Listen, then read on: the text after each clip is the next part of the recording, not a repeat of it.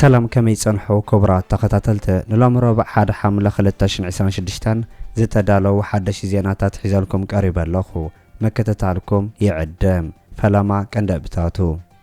ኢትዮጵያዊት ሜላት ኪሮስ ኣብ ውድድር ኮንግረስ ከም ዝተዓወተት ከም ዝተገለጸን ኤርትራ ንባት ኢራን ኣቕፋ ዝምልከት ሓድሽ መምርሒ ከም ዘውፀተን ኣብ ደቡብ ኢትዮጵያን ሱዳን ሕጂ እውን ከቢድ ውግእ ይካየድ ከም ዘሎን ሰራዊት ሱዳን ዓወት ይሰልጦ ከም ዘሎ ዘውፅኦ መግለፂ ከም ዝሓበረን ትማሊ ኣብ ደቡብ ኣፍሪቃ ኣንጻር ስደተኛታት ሰፊሕ ተቃውሞታት ክካየድ ከም ዝወዓለን ዝብሉን ካልእን ዝሕበር ዝርዝር ዜናታት ሒዝናልኩም ቀሪብና ኣለና ነቻነልና ሰብስክራይብ ብምግባር ክሳብ መወዳእታ ክትከታተሉና بخبر نعدمكم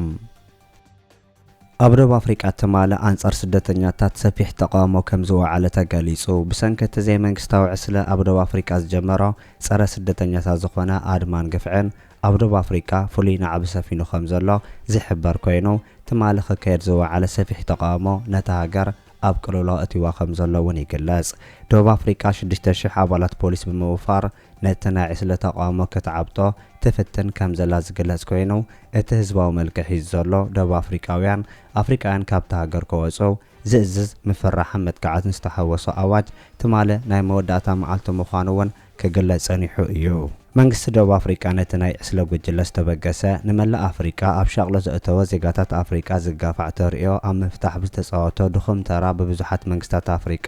ተቃውሞ ክገጥሞ ከሎ ዛጊድ ነቲ ኩነታት ምህዳእ ከም ዘይተዓወተ ክሕበር ምጽንሑ እውን ብተወሳኺ ይንገር ኣብ ሓያሎ ዓበይቲ ከተማታት ደቡብ ኣፍሪቃ ኣንጻር ስደተኛታት ተቃውሞታት ክካየድ ዝወዓለ ኮይኑ እቲ ዘይሕጋውያን ስደተኛታት ካብቲ ሃገር ክወፁ ዝፅውዕ ሰላማዊ ሰልፍታት ብዝተፈላለዩ ፖለቲካዊ ማሕበራዊ ጉጅለታት ዝተወደበ እዩ ኣብቲ ሃገር ዝርከቡ ሰነድ መንነት ዘይብሎም ስደተኛታት ክሳብ 30 ሰነ ኣብ ዘሎ እዋን ክወፁ ዘይወግዓዊ ግዜ ገደብ ተዋሂቦም ከም ዘሎ ይፍለጥ እዚ ትማሊ ኣብ ደርማ ጆሃንስበርግ ዝርከበን ከተማታት ዝተኻየደ ተቃውሞታት ጎነፅ ዝተሓወሰ ከይከውን ስጋት ፈጢሩ ይጸኒሑ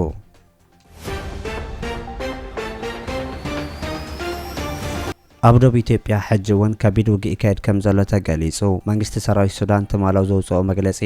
ኣብ ደቡብ ኢትዮጵያ ምስ RSFን መሻርክቱን ከቢድ ውግእ ይካየድ ከም ዘሎ ብምግላጽ ኣገደስቲ ቦታታት ይቋጸር ከም ዘሎ ሓቢሩ ሱዳን ትሪቡን ንምንጭታት ብምጥቃስ ኣብ ዝሃቦ ሓበሬታ ሰራዊት ሱዳን ኣብ ደቡብ ኢትዮጵያ ከቢድ ውግእ ይካየድ ከም ዘሎን ሰፊሕቲ ከባቢታት ይቋጸር ከም ዘሎ ብምሕባር RSFን መሻርክቱን ዝሓዝዎ ቦታታት ንዘይምልቃቕ ከቢድ ጻዕሪ ይካየድ ከም ዘሎ እውን ሓቢሩ እዚ ከምዚ ኢሉ እንከሎ ድማ ዓለማዊ ቤት ፍርዲ ገበነኛታት ኣብ ዳርፉር ሱዳን ዝተፈጸመ ገበን ንኢትዮጵያን ኤሚሬትን ይኸስስ ከም ዘሎ ተገሊጹ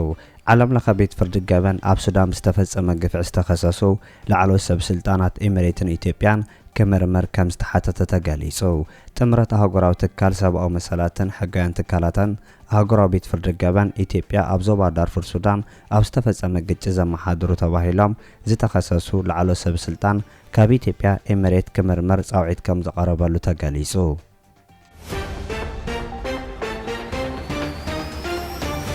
ሜላት ኪሮስ ኣብ ኮሎራዶ ንኮንግረስ ኣሜሪካ ዝተኻየደ ቀዳማይ ዙር ውድድር ከም ዝተዓወተት ተገሊጹ ብትውልደ ኢትዮጵያዊት ትግራዊት ብዜግነት ኣሜሪካዊት ጓል 29 ዓመት ሜላት ኪሮስ ኣብ ኮሎራዶ ንኮንግረስ ኣሜሪካ ዝተኻየደ ቀዳማይ ዙር ውድድር ከም ዝተዓወተት ተገሊጹ ዲሞክራት ሶሻሊስት ዝኾነት ሜላት ኪሮስ ኣብ ኮሎራዶ ዲስትሪክት 1 ንኮንግረስ ኣሜሪካ ዝተኻየደ ውድድር ልዕሊ 30 ዓመት ኣብቲ ወንበር ጸንሐት ዳኛ ደጌት ብምስዓርያ ተዓዊታ ሜላት ኪሮስ 49.3 ሚእታዊት ድምፂ ብምርካብ ክትዕወትን ከላ እታ ብዙሕ ተመክሮ ዝነበራ ተወዳዳሪት ዳኛ ደጌት ድማ 43.5 ሚእታዊት ከም ዝረኸበት CNN ጸብጺቡ ሜላት ነዚ ዓወት ክትጎናጸፍ ዝኽኣለት መረፅቲ ዴንቨር ኮሎራዶ ካብቲ ነባርን ልሙድን ኣሰራርሓ ወፂኦም ሓድሽ ወለዶ ለውጢ ብምድላዮም ክብል CNN ጸብጺቡ እዚ ዓወት ሓዊሱ ኣብ ውሽጢ 8 መዓልታት ሓደሽቲ ተወዳደርቲ ንነባራት ኣባላት ባይቶ ኣሜሪካ ክስዕሩን ከለውን ሳልሳይ ግዜ እዩ ኣብ ባይቶ ኣሜሪካ ብዙሕ ልምዲ ዘለዋ ዳኛ ደጌት ካብ ሜላት ኪሮስ ብዙሕ ፈተና ከም ዘይገጥማን በቐሊሉ ክስዕር ከም ዝኾነት ክትገልጽ ምጽንሓ ይዝከር ሜላት ኪሮስ ጠበቓ ኮይና ብዛዕባ ኩናት ቃዛን መሰል ተምሃሮን መጽሓፋ ሲዒቦ ዳኛ ደጌት ልዕሊ $1 ሚልዮን ዝግመት ወጻኢ ብምግባር ሜላት ኣኽራሪትን ጸረ ኣይሁድ ከም ዝኾነት ክትእምን ብዙሕ ከም ዝፈተነት ይግለጽ ሜላት ኪሮስ ብግድኣ ነባራት ኣመራርሓ ዲሞክራት ነረብሓ ሃፍታማት እምበር ነረብሓ ተሓትወ ሰራሕተኛታትን ህዝብን ከም ዘይሰርሑ ክትካታዕ ከም ጸንሐት ይዝከር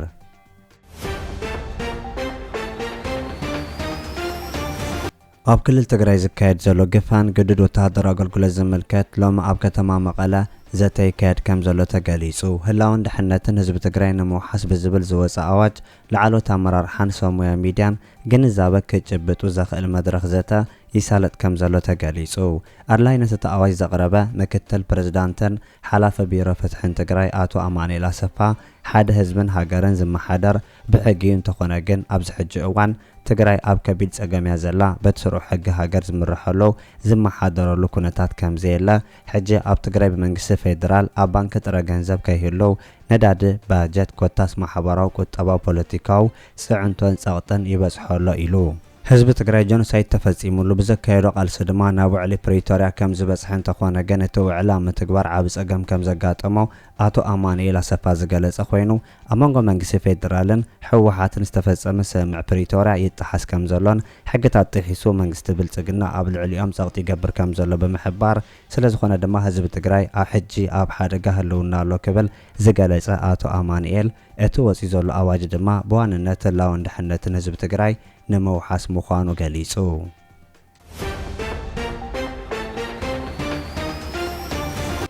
ባንኪ ኤርትራ ኣብ ኢድ ግለሰባትን ተካላትን ዘሎ ዓቐን ዘይብሉ ባጤራ ናቕፋ ምልኪቱ ሕጋዊ መተሓሳሰቢ ከም ዘውፅአ ተገሊጹ ባንኪ ኤርትራ ኣብ ኢድ ውልቀ ሰባትን ትካላትን ብዘይ ዓቐን ተታሒዙን ዘሎ ባጤራ ናቕፋ ብዝምልከት ትማሊ ሰሉስ 30 ሰነ 2026 ጽኑዕ ሕጋዊ መተሓሳሰቢ ከም ዘውፅአ ተገሊጹ እቲ ባንክ ዝኾነ ይኹን ካብ ባንኪ ወፃእ ካብ ኢድ ህዝቢ ዝርከብ ገንዘብ ክሳብ መወዳእታ ሓምለ ናብ ሒሳብ ባንኪ ከኣተው ግዜ ገደብ ከም ዝሃበ እውን ተገሊጹ ባንኪ ኤርትራ ኣብ መግለጺኡ ነብሲ ወከፍ ዜጋ ይኹን ትካል ሃገራዊ ባጤራ ናቕፋ ናይ ምጥቃም መሰል ጥራይ ከም ዘለዎ ምዝ መሰል ድማ ግቡኣት ምፍጻም ግዴታ ምዃኑ ኣተሓሳሲቡሎ ብተወሳኺ እውን ሃገራዊ ባጤራ ካብ ባንክታት ወፃእ ኣብ ኢድ ውልቀ ሰባትን ትካላትን ብዘይ ዓቐን ዝተወሰነ ግዜ ክተሓዝ ሕጋዊ ከም ዘይኮነ ጠንቂቑ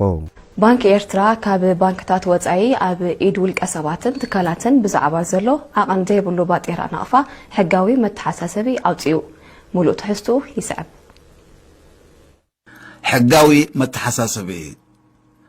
ነፍሲ ወከፍ ዜጋ ይኹን ትካል ሃገራዊ ባጤራ ናቕፋ ናይ ምጥቃም መሰል ጥራይ ከም ዘለዎ ፍሉጥ እዩ መሰል ጥራይ ዘይኮነ ግን ግቡኣት ምፍጻም እውን ናይ ግድን እዩ ሃገራዊ ባጤራ ካብ ባንክታት ወፃኢ ኣብ ኢድ ውልቀ ሰባትን ትካላትን ዓቐን ብዘይብሉ ንዘይተወሰነ ግዜን ክትሓዝ ሕጋዊ ይኮነን በዚ መሰረት ካብ ባንክታት ወፃኢ ተታሒዙ ዘሎ ባጤራ ናቕፋ ክሳብ ዕለት 31 ሓምለ 2026 ኣብ ዘሎ ግዜ ኣብ ባንክታት ኣብ ዝርከብ ሕሳባቶም ከእትውዎ